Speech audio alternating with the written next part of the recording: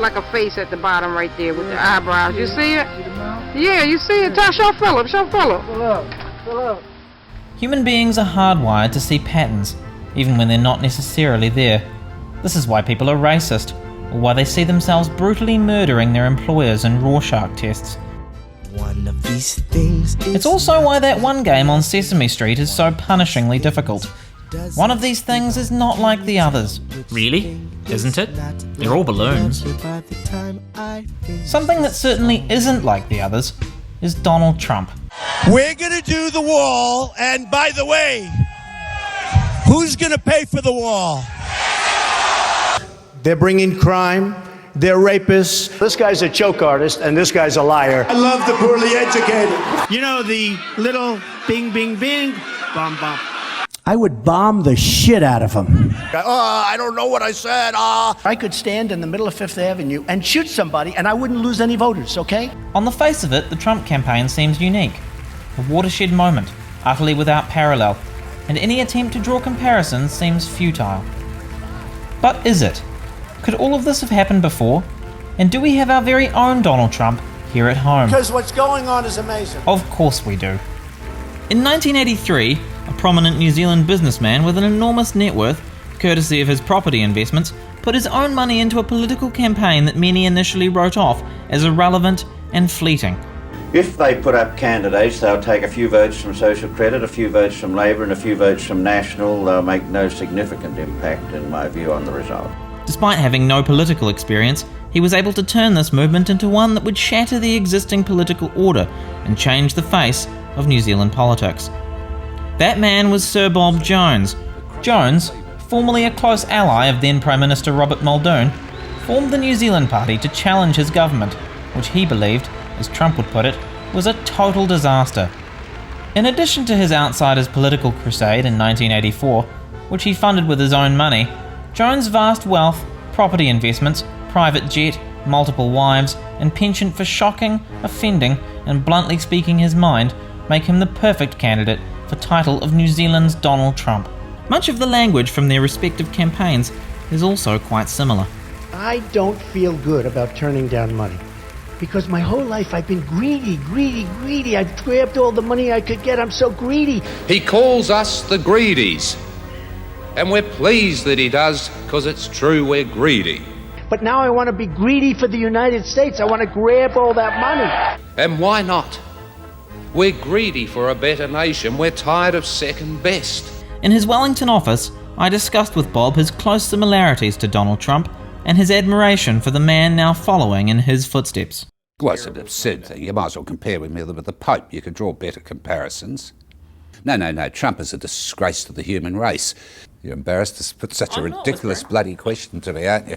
No, I don't see any comparison at all, and I'll tell you why. What Trump, I mean, I hardly need to spell out in detail. He's a spectacularly ignorant man on all sorts of fronts. We put propositions that were radical, economically, socially, all this sort of thing. All those bloody things happen. So nothing that Trump's going. I mean, do you seriously think Trump's going to, if he was president, he would be able to build a wall across the whole the massive cost of that, and then also say to the Mexicans, now we want you to pay for it. I mean, this is madness, this sort of stuff. I mean, all this is just pie-in-the-sky nonsense, spelled out to idiots. It's never going to happen. I think the truly astonishing thing about Trump is that he's so bloody ugly. Normally, that's a handicap in politics. What about people who would say, there's all these comparisons. You're very wealthy, you speak bluntly, you speak your mind, investments in property, totally outside the political process, you're a businessman. Well, I wasn't a businessman, actually. It's one of the great myths about me, but carry on. I wasn't at the time. I retired at 24. I've had a great time writing and doing things and that. People keep calling me that. You might as well call me a ballet dancer. In fact, that's one of the things I was doing at the time. But you can see why people would make that comparison. I can see why people would make all sorts of bloody silly statements. Donald Trump destroyed Jeb Bush and Bob Jones destroyed Robert Muldoon. Yes, I do say that. That's quite wrong. I wasn't campaigning against Muldoon. I liked and admired Muldoon. So you're sitting there with a straight face, trying to tell me that there are no comparisons between you and Donald Trump? No, I mean, I have no comparisons. There were no. He wasn't even in the same business. He was a property developer. and you're not a property developer. No, I'm certainly not. But to call me a property, that's the second time I've been libelled in this bloody interview, defamed I should say. Now you're calling me a property developer. He is a property developer, which incidentally is why he's been bankrupt twice. I'm a property investor. I could see by this point that Bob was trying to ruin my episode. It was time to get this interview back on track.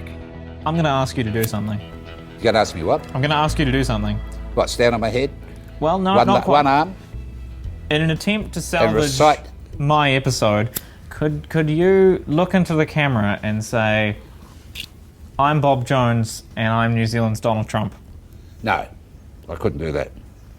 You could physically do that. Yes, I could physically, but I won't do it.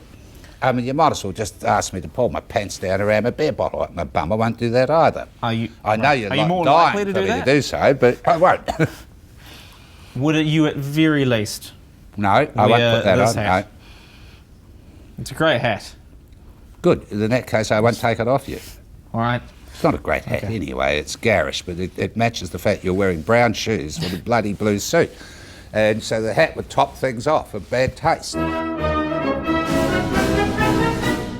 Like Donald Trump, Bob Jones can afford his own private jet, which he now flies exclusively after an incident last year in which he was kicked off an Air New Zealand flight for not following safety instructions pertaining to the exit row he was seated in. Can we talk for a moment about exit rows on planes? Exit rows and planes. Do we need Talk them? about whatever you like. Do we need exit rows on planes? I have no idea, but I imagine people have to get out. I can say this, however, Air New Zealand is a disgrace. Why are we being airbashed by blokes who are essentially bus drivers? How far off are we from fingernail inspection? It's infantile. I had a flight once, Air France, and I tore the bloody phone out, but we're up in the air by then, a fair way out, so the cat, she went crying into the cabin. See, another thing, why are we getting lifeboat drill? Absolute nonsense. Captain came out, Frenchman, what is the problem? The bloody problem is she won't shut up. And why? Why are they wasting time? It's nonsense. Absolute nonsense. What are we supposed to do? What gets in their head that we want to hear about the bloody weather? What are we supposed to do about the weather? The Air New Zealand needs to grow up. It's infantile. And I'll tell you another thing. What about Gareth Morgan?